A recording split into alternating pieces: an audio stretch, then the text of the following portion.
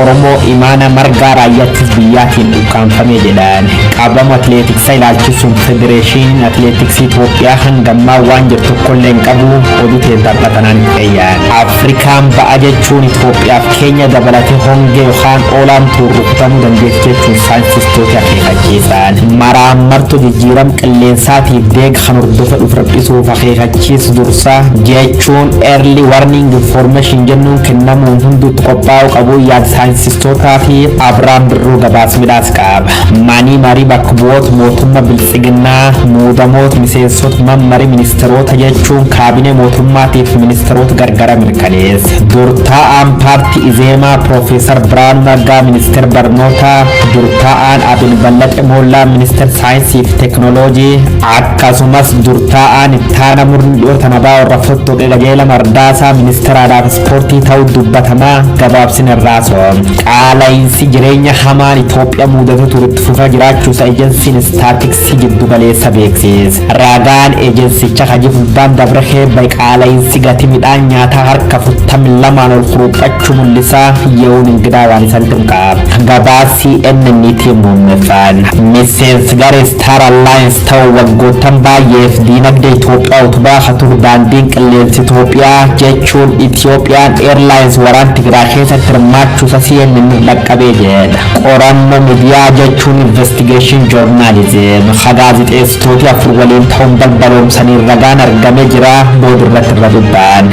Onkololeessa bara 2021 guyyaa roobii guutuu qabnu kunooti.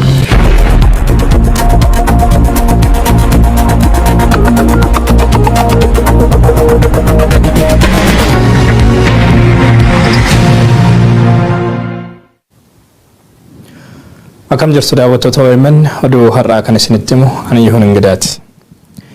Manni marii bakka bu'oota biltsiginnaa muudamoota miseensota mana maree ministeerotaa jechuunis kaabinee mootummaa ministeerotaa garaagaraa mirkaneesseera. Waajjiraalee ministeeraa 21 fi ministeeronni kan muudaman wayitaa ta'u ministeeronni 3 paartilee morkattootaa irraa jedhameera.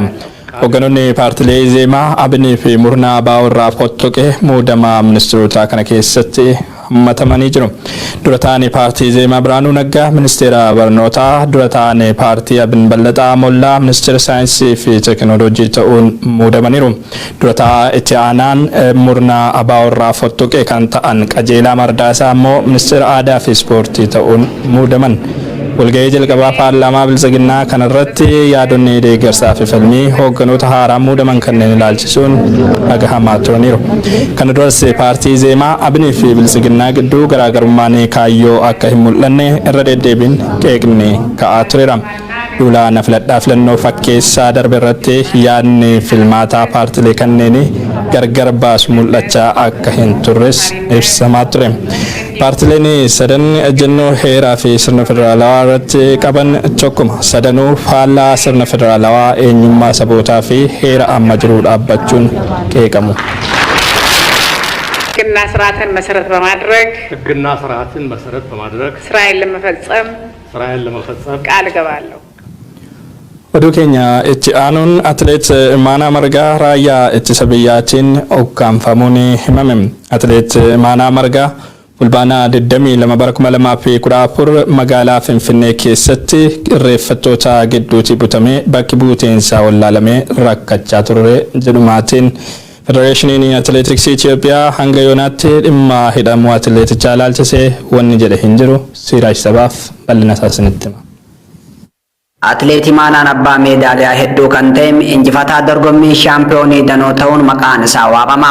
Atileetichi dorgommiiwwan danuu irratti Itoophiyaa fiiguudhaan biyyattiin akka warqee, meetii fi naasa argatu taasisaa tureetii jira. Atileet Imaanaan dorgommiilee dhuunfaa hedduu irratti hirmaachuunis injifannoo danuu kan of harkaa qabu yoo ta'u, atileetota Itoophiyaa maqaan isaanii dursa kaafamu keessaa nama tokko. Aduu gaafa irreechaa hora Finfinnee uffata aadaa uffatee irreeffachuuf miidhagee mana jireenya isaa keessaa ba'uu kan himu hiriyyaan isaa erga gaafa sanaatii gara manaatti hin deebine jedha. Akka odeeffannoon namoota irraa argatanii mirkaneeffatanitti atileet Imaanaa Margaam qeerroo waliin sirbaa gara hora Finfinneetti osoo adeemu Finfinnee naannoo 22 jedhamuun beekamu dooqa booraatti konkolaataa raayyaa ittisa biyyaan marfamee to'atame. Atileetichi erga to'atame as bakki buuteen isaa barbaadamee dhabamuu fi maatiin manneen hidhaa godinaalee fi magaalaa Finfinnee hedduu keessa barbaadanii dhabuu kan himu hiriyyaan isaa guyyaa lama booda kaleessa kaampii waraanaa Taataaq jedhamutti hidhamee jiraachuu isaa akka odeeffatan hima.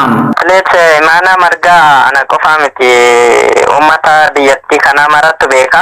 Guyyaa gaafa irreechaa ganama ba'eetuma naannoo 22tti kan humnoota raayyaa ittisa biyyaatiin qabame.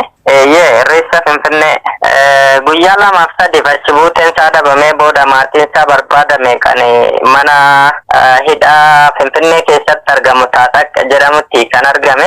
Atileet Imaanaa Margaa kanaan dura kilabii raayyaa ittisa biyyaa keessatti dorgomaa kan ture yoo ta'u erga dorgommii dhuunfaa eegalee as jiruu isaa biyya Jaappaan taasifachuun torban darbee irreechaaf jedhee gara Oromiyaa akka dhufes Oromiyaa miidiyaa neetworkii odeeffateetii jira. Atileet Imaanaa Margaam hidhamuu isaa malee sababa inni hidhameef amma yoonam akka adda hin baafatin maatiin himanii poolisiinis ta'ee qaamoleen nageenyaa isa waliin namni akka wal hin qunnamne taasisaa jiraachuu dubbatu. Federeeshiniin Atileetiksii Itoophiyaa hanga yoonaatti dhimma hidhamuu atileetichaa ilaalchisee waan jedhe hin qabu. Qaala'insi jireenyaa hammaataan Itoophiyaatti mudatee tuffee jiraachuu ejensiin istaatistiksii giddu galeessaa ibse. Ragaan ejensichaa ji'a fulbaanaa darbe keessa qaala'insi gatii nyaataa harka 42tti guddachuu mul'isa. Qaala'insi jireenyaa biyyattii kan mootummaan jedhu kanaan olidha jedhu hayyoonni fi xiinxaltoonni dinagdee. Bulchiinsi Abiy Ahmed adeemsa haaraa hordofuuf fedhii kan hin qabne ta'uun ammoo kufaatii dinagdee fi rakkoo qaala'insa jireenyaa biyyattii mudate ittuu hammeessuuf deemaa jedhu. Bal'inni oduu kanaa tiyaanee dhiyaata. Qaala'insi jireenyaa hammaataan Itoophiyaatti mudatee tuffee jiraachuu ejensiin istaatistiksii giddugalaa beeksise. Akka gabaasni ji'aan ejensichi ifa taasisu mul'isutti baatii fulbaanaa darbe qaala'insi jireenyaa Itoophiyaatti mudate kan baatii hagayyaa darbe harka 4 caaleera.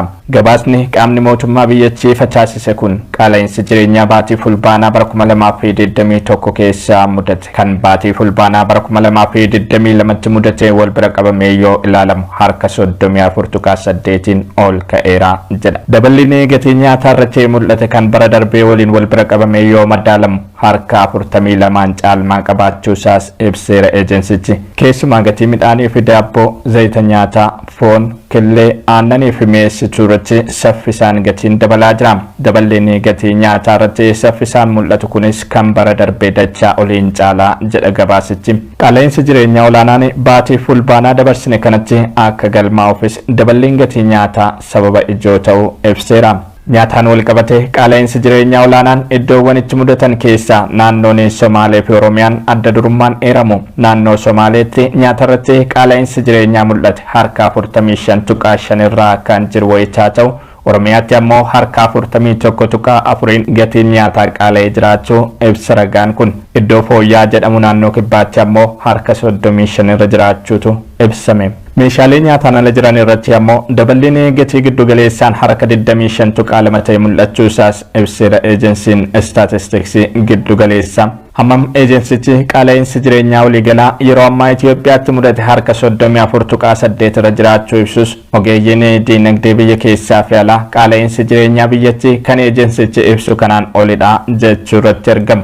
Qaala'insa jireenyaa biyyattii mudateef sirni aangoo irra jiru oomishni fi fedhiin biyyattii wal simuu dhabuudha miidhaa weeraree dhibee koronaa diinagdee Itoophiyaa irraan gahedha jechuun ofirraa achi qabuuf yaalus qabeenya biyyattii waraanaa hiika hin qabneef oolchuu fi diinagdee biyyattii toora sirriin hoogganuu dadhabuun sababoota ijoo jireenya lammiilee biyyattii qormaata jabaa keessa buusuun biyyattiis kufaatii hamaatti oofaa jiran ta'uu hayyoonni diinagdee hedduun irratti waliif galu. Bulchiinsi Abiy Ahmed rakkoolee jiran mariin furachuuf carraa bal'aa osoo qabu daandii waraanaa filateera. Kun ammoo ulaa guddinaa diinagdee biyyattii mara cufeera jedhu. Ragaan IMF baatii darbe keessaa ifa taasise. Biyyattiin guddina diinagdee duraan ittiin beekamtu irraa mucucaatte of duuba deebi'uu ishee kan agarsiisudha. Itoophiyaan bulchiinsa Abiy Ahmed jalatti humna oomishaa ishee dargaggoo waraana hiikan qabnee firiirsuun kufaatii jabaa keessa seenteetti. Qabeenyi biyyattii hedduun waraana hiika hin qabneef ooleera. Kasaaraan doolaara biiliyoonaan lakkaa'amu sababa waraana kanaatiin biyyattii mudachuusaas barreessaa olaanaa dhaabbata biyyoota gamtoomanii Antonio Guterres dabalatee qaamoleen garaagaraa irra deddeebiin ibsaa turan. Bulchiinsi Abiy Ahmed qorannoo gahaa osoo hin geggeessin maallaqa biyyattii jijjiiruuf ariifachuunsaa gatiin maallaqa biyyattii gabaa addunyaa irratti guyyaadhaa gara guyyaatti fudhatama dhabaa dhufuun investimentiin dadhabee oomishni biyyattiin gabaa alaatee fi dhiyeessitu xiqqaachaa dhufuu fi hojii dhabdummaan babal'achuun gam tokkoon kufaatii dinagdee gama biroon ammoo qaala'insa jireenyaa hordofsiisuun lammiilee qormaata jireenyaa hamaa keessa buusaa jiru. Haala amma jiruun qaala'insa jireenyaa Itoophiyaatti mudate to'achuun ulfaataa ta'eera. Rakkoo jabaa to'annoon ala bahedhaa jedhu xiinxaltoonni dinagdee. Kufaatii dinagdee sababa waraanaan biyyattii mudate deebisanii dandamachiisuunis dhimma adeemsa haaraa fi hojii baroota dheeraa gaafatu ta'uutti waliif galu. Bulchiinsi Abiy Ahmed gama isaatiin adeemsa haaraa shaakaluuf fedhii waan qabu hin fakkaatu. Waraana kaabaa dhaabee marii hunda hirmaachiseen rakkoo jiru furuuf qophaa'ummaa kan hin qabne ta'uun sirna muudamaa Abiy Ahmed bana Finfinneetti raawwatame irrattis waan ifaan mul'ataa turedha. Ejjennoon gaafii hawaasa addunyaa duubatti gatuun waraana filachuu bulchiinsa Abiy Ahmed kun ammoo qoqqobbiiwwan dinagdee yakka waraana kaabaa hordofuun biyyattii irratti gatamuuf jiran ariifachiisee dinagdee biyyattii fi jiruu lammiilee qormaata biraaf kan qopheessu ta'uu malaan sodaa qaamolee garaa irraa dhagahamaa jirudha. However, intermittent clashes continued. Thousands of Syrians fled to neighboring Sudan amid reports of human rights violation during the war. Afrikaan bahaa hongee hamaan rukutamuu fi jechuun saayintistoonni akeekkachiisan maraamartoo jijjiirama qilleensaa fi deega isa hordofee dhufu xinneessuuf odeessi akeekkachiisni dursaa akkanumallee deeggarsi yeroo rakkinaa fi uummanni dhaabbileen mootummaa fi miti mootummaa dursanii qophii gochuu qabu jedhamee jira. Abrahaam Birroo guutuu oduu kanaa qopheesseera.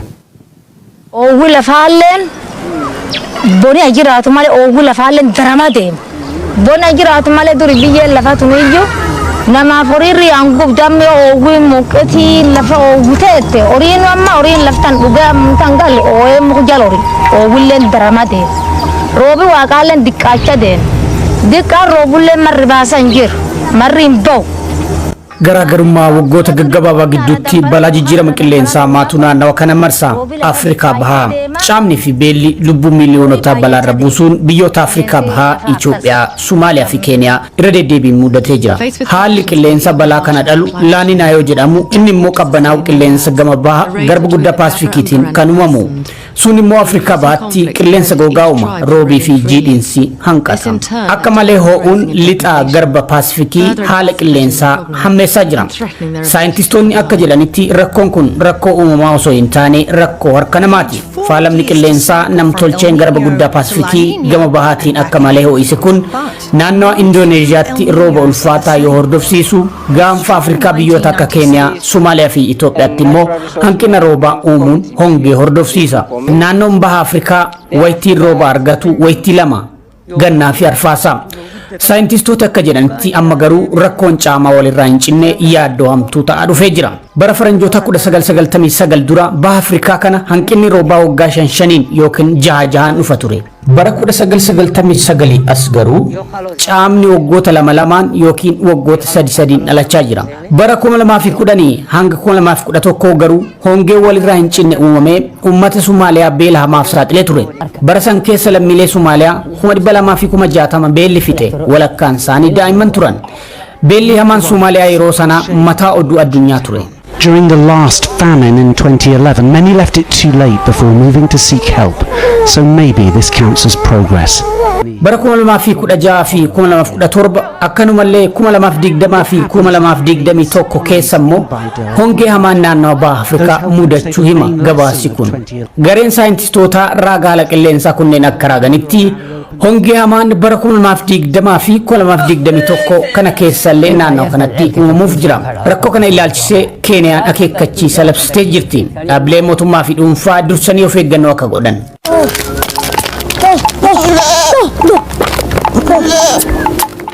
tarkaanfiin dursee of fudhatame malee gaagaamni lubbuu namaa fi beeladaar sababa kanaan ga'u salphaa miti. Raagni haala qilleensaa armaan dura naannoo kanatti kennamaa ture garri caalu sirrii ture kan jedhan gareen saayintistootaa balaa hongee hordofee beelaa fi dhumaatii namaa fi beeladaa as deemu xinneessuuf dursanii hawaasaaf odeessa kennuufiin akka of qopheessu akeekkachiisuun darbee immoo yeroo rakkoon dhufe hirphanii baraaruun gahee warra uummata bulchuu fi dhaabbilee gargaarsa namoomaa ta'uu himu. Dursanii odeeffannoo argachuu fi tooftaalee damdamannaa qopheessuun maraamartoo jijjiirama qilleensaa fi deega isa hordofee dhufu xinneessa kan jedhan gareen kun warra qotuu fi horsiisee buluuf ammoo oduun akkanaa murteessaa ta'uu himu. Warra kanaaf midhaan hongee damdamatu qopheessuun duula wal'aansa fayyaa beeladaaf qophaa'uun nyaata beeladaa bishaan naannawa manneen barnootaatti barattoonni immoo manneen barnootaa keessaa akka hin harcaane maatiif gargaarsa maallaqaa tolchuun waan dursamee karoorfamuu qabu jedhanii gorsu. Akka raaga saayintistootaatti waggoonni 5 itti aanan immoo jijjiirama qilleensaa elniinoo jedhamu kan hongee hamaa kaaba Itoophiyaa, Zimbabwee, Zaambiyaa, Botswaanaa, Moozaambiik, Maadagaskaarii fi Afrikaa kibbaa fa'itti dhaqqabsiisu dhufuuf jira. Dhaabbileen baha Afrikaa akka IGAD dhimma kana irratti hojii manaa godhatanii akka hojjetan gorsanii jiru gareen saayintistoota kunneen.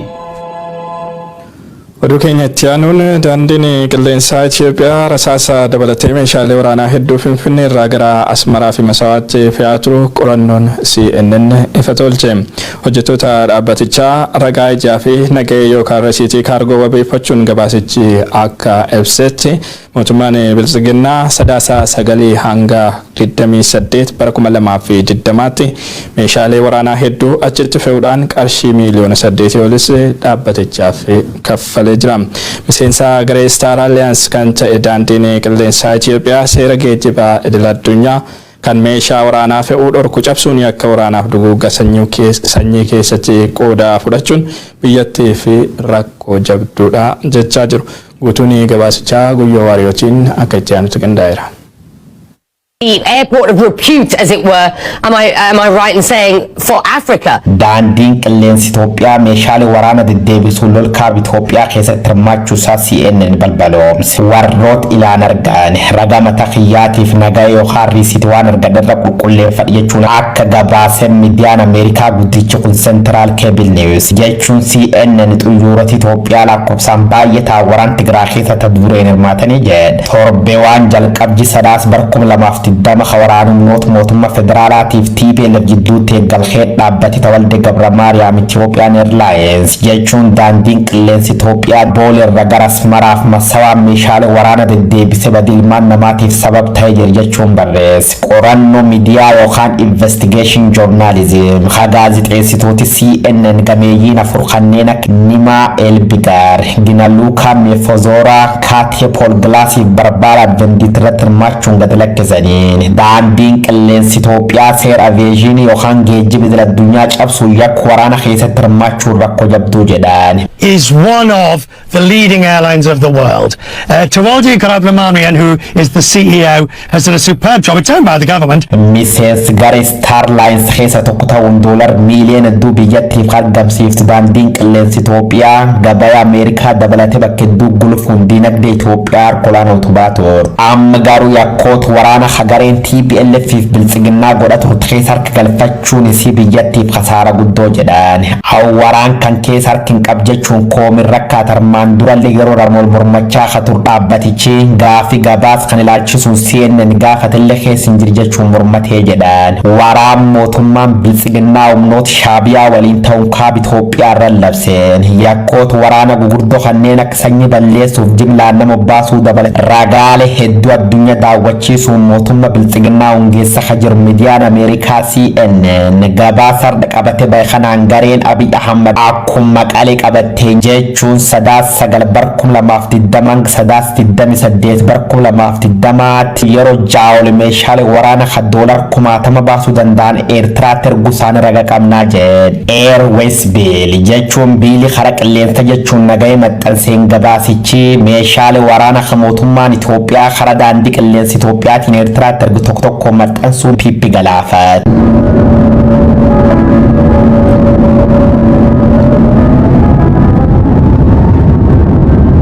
xiyyiitii boombiif meeshaalee nyaata kalaaqobsaan baay'ataa baachuun eertiraa deddeebi'a ture kan jedhamu daandiin qilleensa Itoophiyaa kunniin $1,166,398 beessa Itoophiyaa immoo miiliyoonii 8 ol kaffalamuuf ragaan CNN hojjettoota dhaabbatichaa waabeffachuun maxxansuun agarsiisa. Xiyyaaroti kun yeroo daangaa Itoophiyaa irra gara eertiraa qaxxaamuran faan balleeffachuuf airplane mode of yookaan flight radar 24 jedhan balleessan kan jedhan hojjettooti dhaabbatichaa kan CNN dhoksaan odurra fuudhu kunniin xiyyaaroti kun hedduun isaanii oomisha Ameerikaa ta'uu ragaa ba'an faan xiyyaaroti 5 yookaan sumud isaanii arganne turre garuu yoo daangaa Itoophiyaa irra gara eertiraa seenan faan dhokfachaa turan kan jedhan qorattooti CNN kunnimaan faan yoo diqqaatte xiyyaaroti Itoophiyaa 5 kan daandii qilleensa Itoophiyaatiif hojjetan qawwee baatanii akka waraana keessatti hirmaachuudhaan argina jira jechuun addunyaa mul'isan meeshaalee waraana kanneen yoo isaan faan argaa turre garuu daandiin qilleensa Itoophiyaa meeshaa waraana fe'uu yakka jabaa wanni kun maaliif taate jenne gaafannaan Beeljeemii geessuu jirra faan qabadhanuun jedhan kan jedhan hojjettoota dhaabbaticha waan argan CNN itti himan kunniin xiyyaarri isaan Beejingitti malnuun jedhan kun garuu meeshaalee faatasmalaa tarcaasuun guyyoota tokkoon booda firmicciiramee jira armaan durallee suuraan akkanuma xiyyaarri Itoophiyaa meeshaalee waraana fe'uu jira agarsiistu fuul miidiyaalee hawaasarra qoodame jennaan dhaabbatichi Photoshop jechuun mormaati gabaasi miidiyaa Ameerikaa guddichi CNN immoo xiyyaarri qawwee faxa Beejing Bruslii deem jedhan sun Eertiraas maraa ta'uusaa suuraan mootummaan Photoshop jedhuun immoo dhuga ta'uusaa qulqulleeffadhe jira jechuun addunyaatti dubbeen Itoophiyaa waan jabaat fakkaatti Ameerikaa abaaruun gamtaa Awurooppaa mata jabaate dhaabbata biyyoota gamtoomanii Yuunaayitid Neeshin kaciniin mootummaan biltsiginnaa dhaabbata guddayya tokkochi biyyattiin qabda akka liqimsa lubbuutti ilaalam daandii qilleensa Itoophiyaallee galaafate jira jedhu. Manni marii nageenyaa dhaabbata mootummoota gamtoomanii irra deebiin dhimma Itoophiyaa irratti walgahii hatattamaa waamaa jira. Tarkaanfii sirni biltsiginnaa hojjettoota dhaabbata mootummoota gamtoomanii biyya ari'uuf fudhate hordofee manni marii nageenyaa dhaabbatichaa walgahii ariifachiisaa yeroo lammaffaaf waamee jira. Torbee darbe biyyoonni akka Ameerikaa, Faransaay, Ingilizii fi Noorweey gaaffii dhiheessaniin walgahii ariifachiisaa taa'ee kan ture manni marichaa ammas irra deebiin taa'uuf murteessee jira. Waltajjii kana irratti barreessaa olaanaa dhaabbata mootummoota gamtoomanii Antooniyoo Guteeres ibsa kennu jechuun dhaabbatichi ibsee jira. Tarkaanfii biyyaa baasuuf hojjettoota namoomaa kana hordofee dhaabbilee idil addunyaa fi mootummoonni hedduun Abiy Ahmed hojjettoota dhaabbatichaa biyyaa ari'uuf mirga hin qabu jechuun balaaleffataa akka jiran beekamaadha. Erga waraanni Tigraay eegalee booda gaaga'ama siyaasaa fi namoomaa hammaataa dhufe ilaalchisee golli mana marichaa rakkoo siyaasaa Itoophiyaa keessatti deemaa jiru ilaalchisuun marsaa hedduu marii kan taasise wayitaa ta'u walga'iin tibbanaa kun isa kurnaffaa ta'uusaatu himama.